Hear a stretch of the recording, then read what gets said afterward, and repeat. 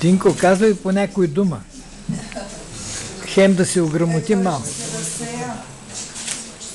Малко комент. Кое е това, което най-силно обичаш? Аз? Да. Музика. Музика. Приятелите, семейството. Много неща. А знаеш ли кой е най-ритмичният инструмент в музика? Аз лично за мен може би пиано. Той е най-ритмичен. Това мисля за себе си. Какво мислиш за бейлето? Бейлет. И за перкусиите? Мисля, че са хубаво.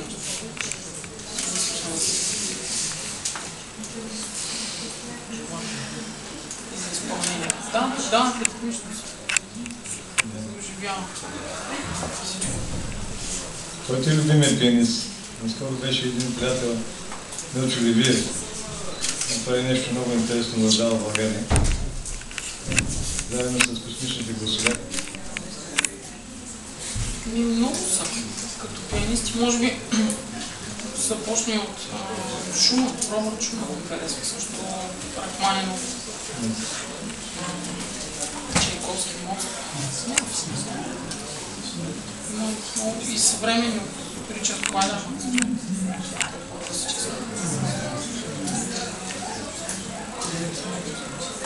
Приличаш малко на Кафка, знаеш ли?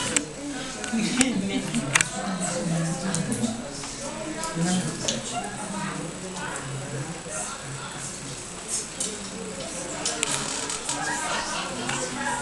От Варна ли си? Да, Варна. Харесва ти Варна?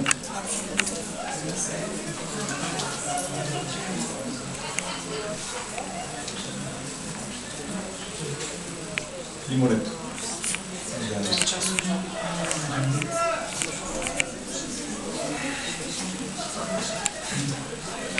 Мисли ли си някой път да изкараш едно пиано и да изходиш на плажа?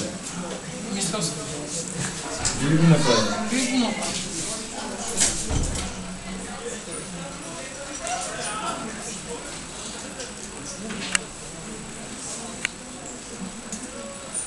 Пожелавам те да го направиш и да бъдеш винаги свободен.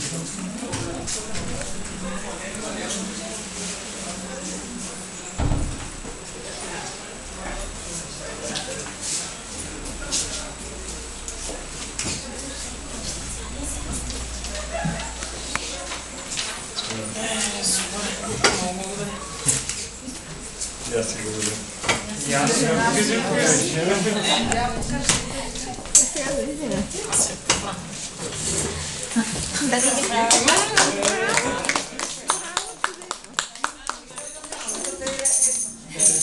Да не казва, аз обичам да подскакавам.